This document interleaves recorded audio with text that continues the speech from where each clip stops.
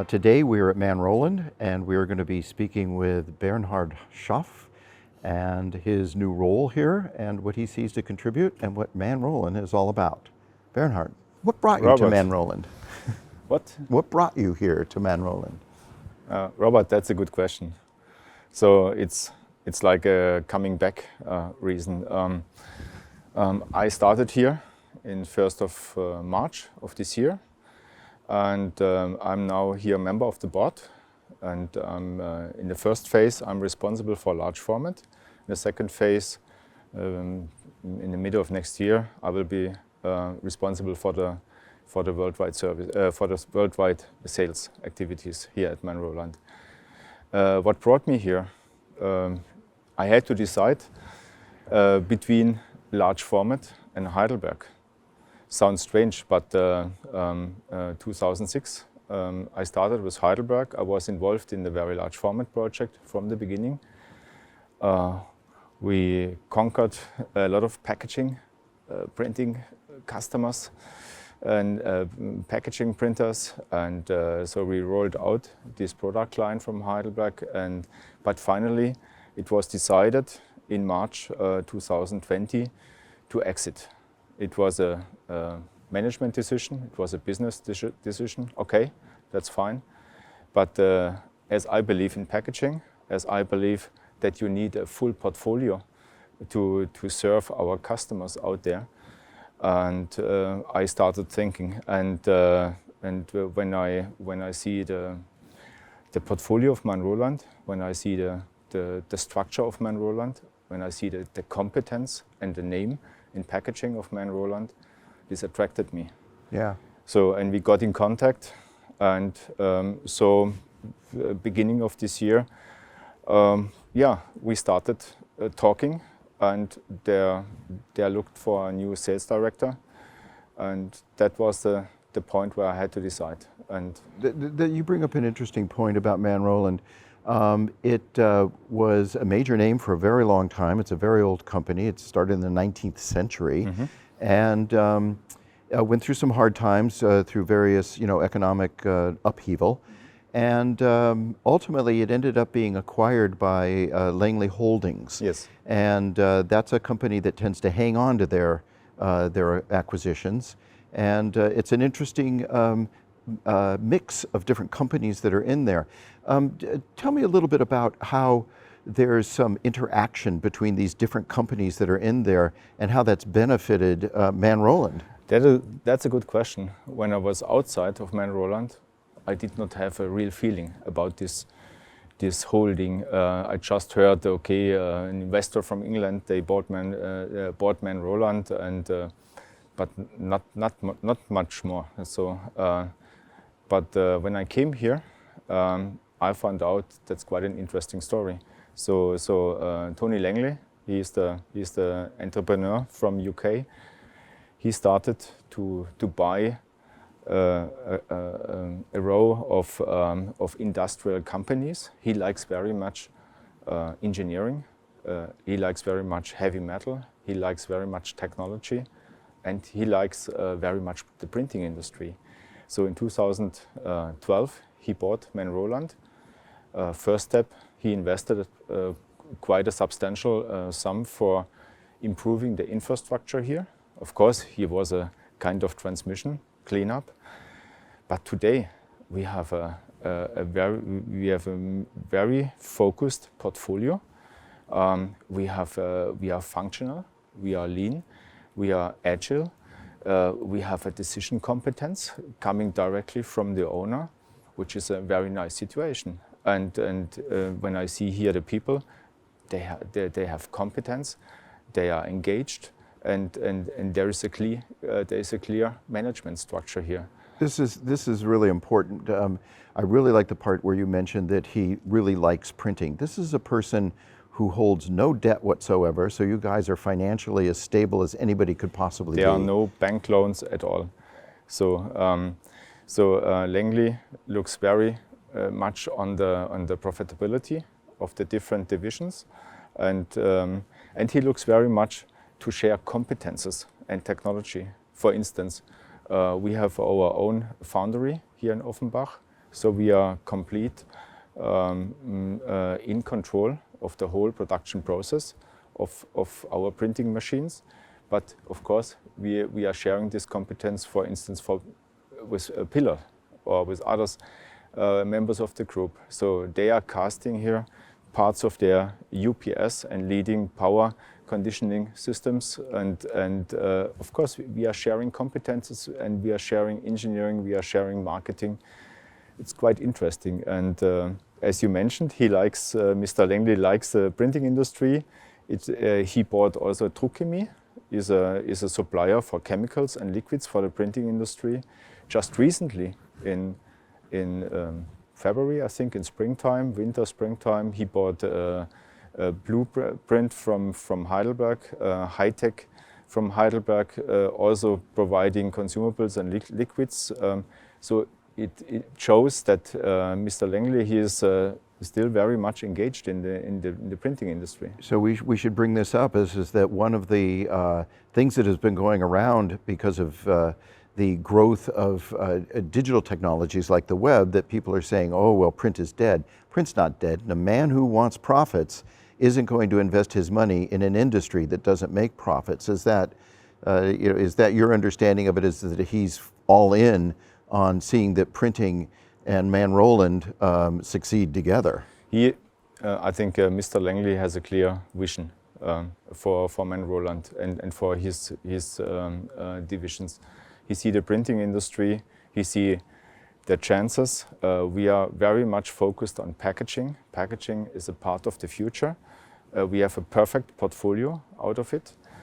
We have the right size to be flexible. We can customize machines for our customers, and he sees our competitors, and they are still somehow try to manage and going different strategies, and he sees opportunities in this. For instance, in large format, we just released the new large format press, Roland 900. In this market, there are just two players now, and 80% of the large format machines are producing for packaging, which is stable. So two players, a stable segment. This creates a lot of business opportunities, and the hurdle to step into that large format segment, they are quite high. So for other companies to come in, you need that experience and you need this know-how. Yeah, and Manroland certainly has that.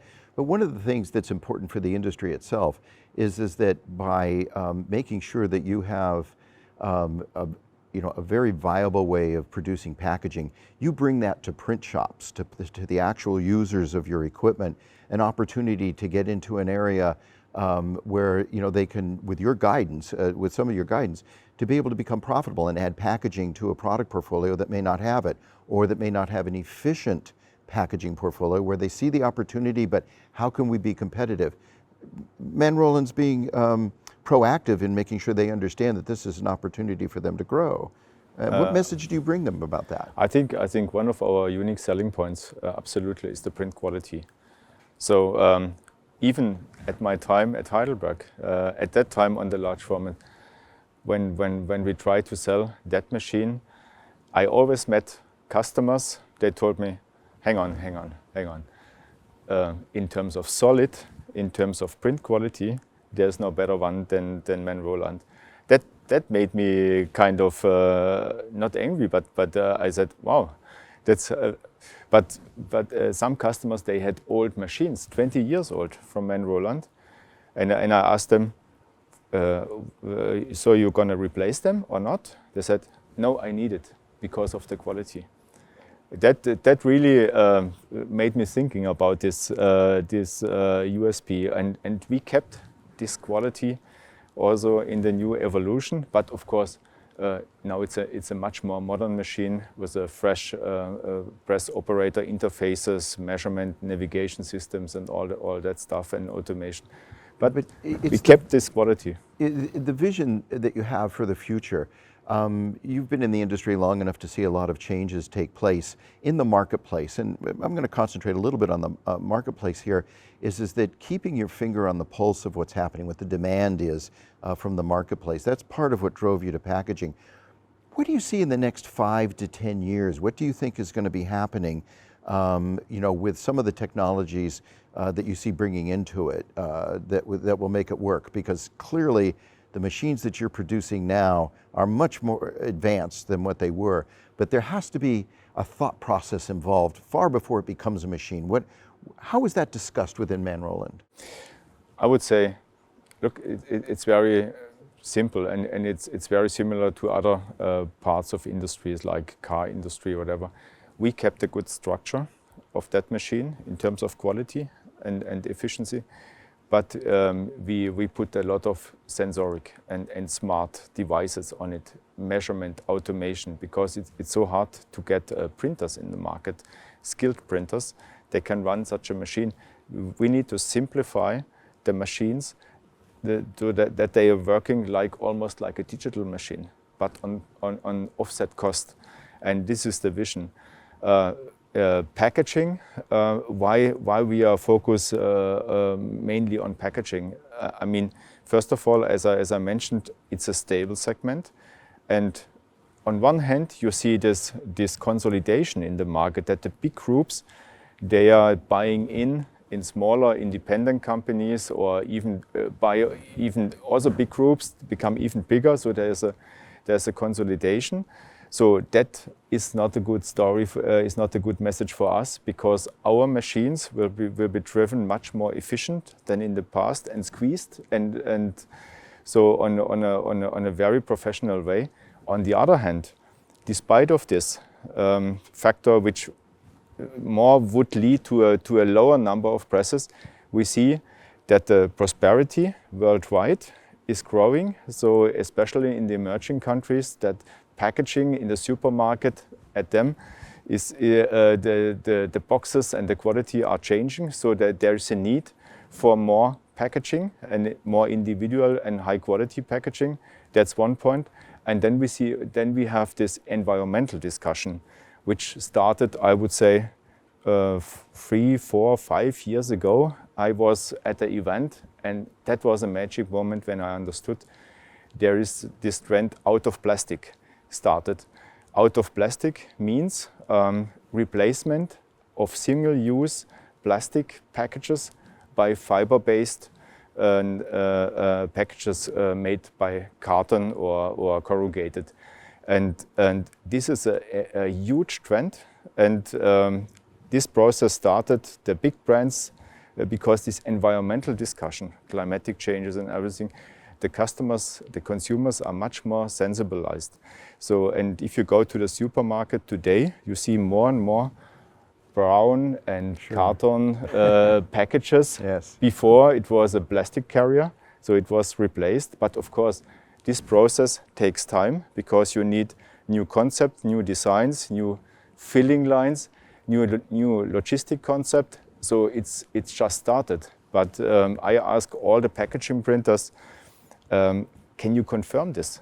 And they confirm. Most of the machines in packaging which we are selling today are not replacements. No, that's additional. So it's growth, and so the success of the printers has been aided by the fact that they can actually meet the market demand, and that market demand comes to the root. It's the people. The manufacturers are one thing. So the Unilevers of the world, the Procter and Gamble companies of the world are making demands on what kind of packaging that they want to be able to put in the stores, because the stores are saying we need to sell this kind of packaging because we believe in green. So I think that there's several things that come from this, but I want to go back to one point that you made earlier about the technology that you've brought in, because that's one thing that's certainly changed in the last 15 to 20 years, is the high-tech nature of it. We've seen it certainly in automobiles, and we certainly see it in the products that you produce. Bringing in new people to do this, the next generation that's going to be working on this, because we all know that the printing industry is aging, and what are we going to do to bring in new people? Manroland has a program to bring people in, an apprentice program. Can you talk about how that's working for you? We have a lot of movement and changes in this moment. We're talking about the generation issue, that we have a lot of old people, they will be substituted by young people. Be careful with the old people, that's yeah, us. Yeah. We have our 70, 80 apprentices. So if you go there, it's a show to see these young people here working 70, 80. I was quite surprised when I came here. We have a new R&D head coming from outside, from other press supplier, and I'm coming from outside, other people coming from outside, and it's important for a company that from time to time you need new impulse, because everybody knows what they know. So sticking in their old habits and their old know-how, and from time to time you need somebody else coming from outside, bringing new ideas from the table, new experiences from other suppliers, from the market. And today, together with a new R&D head, we have a very strong relationship. He believes me, I believe him. I bring the market demand directly to him, and we decide together what to do. And we need to listen to our customers. We need not to fight against our competitors. We need to fight for our customers. Right. So and we need to understand where are the pain points, where are the bottlenecks, where they not can make money, why they are not profitable, and we have to solve it. And when you are listening carefully, it becomes very, very easy and simple to understand, and just do it. And some of your technology helps you go there with the technology that's built into the devices. What's the experience of the people who've looked at the reports that are generated from the machine? If they've chosen to adopt it and integrate it into their system, what are the things that Manroland comes back to them with that is of value to them, on information on how to perhaps improve their operation? Our production controls systems or assistance system, we are quite open. We are providing interfaces because all these big packaging groups, they have their own systems anyway. So to control the efficiency, the OEE, to see what is the output today and in this moment and so on worldwide. And we are providing an open interface to them, and they really appreciate that we don't have a closed shop here, which looks very nice but closed. No, they need to have an access to the data, and that's very important to them. So we're sitting in the customer experience facility that Manroland has put together. And this is an opportunity for interested prospective customers, either who are getting into packaging or those who want to expand their packaging. They can come here and actually see the machines themselves and how they operate, and get very detailed information on how they work. And how do you compare that to, say, a trade show experience? What is the differences? They are normally, so the machines becoming more and more industrial. And maybe they have a first visit where they're just sneaking a little bit around. They say you can use your own shops and just to see the machine for the first time and just see it running, and that's it. But many of these events, then in a short time later, they say, we have to do this demo again, but now with our jobs. And I want to see this machine real life. I will put 1 day production on your machine to see how it works in reality. So we have seen this approach 3-4 times in the last couple of months, and that's the best you can do. And then we are open. We are providing the printers. They bring the materials here, and this is very important, because in the large format, we are welcome many of new customers here. They have seen the machine for the first time here, because they were looked at other companies, but then they see, like me, the machines and see how fresh the measurement systems, how fast the measurement systems are, and how fresh the operating systems for the user are. I did not expect this level of technology here. Right. That's very interesting. So ultimately what we've seen from Manroland is the acquisition by the Langley Holdings has really been tremendously beneficial in the growth of the company and its efficiencies, and the focus on the engineering, which has been one of your strengths of what's going on. And the things that come in from the other companies within that holding group is an input that's not just insular to printing and all of that. Bernhard, I want to thank you for your time. This has been a very interesting conversation about what's going on with Manroland, what you're bringing to the operation, and and hopefully you'll have great success with really a new approach to the market. Maybe, Robert, if I just could amend some more data. So here, just to give our audience a little bit a feeling, we are 1,400 people at Manroland. 800 are here in Offenbach. 600 are out in the world. We have subsidiaries and we have market organizations in more than 40 countries. Just to give you an idea about the size. We sold, after Langley Holding got owner of Manroland 2012, the first step was to develop the 70x100 machine, the Roland 700. Evolution, completely new. Now we sold in the meantime around 2,000 units. And now the next major step is the Roland 900 in the size 145. And so for packaging, we have a nice portfolio. We have even larger machines or larger format machines. We have what we see that the machines getting longer and longer. So 7, 8 color plus coater became kind of standard. Double coating in 70x100. We are well known in the meantime for machines up to 16, 18 units. Sure. Very complex, high quality machines,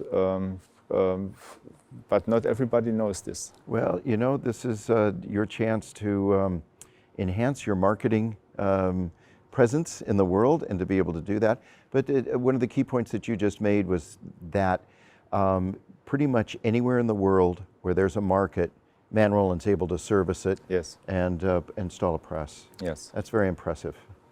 All right. Again, thank you very much for your time. Robert, it was a pleasure. Great. Excellent. Thank you.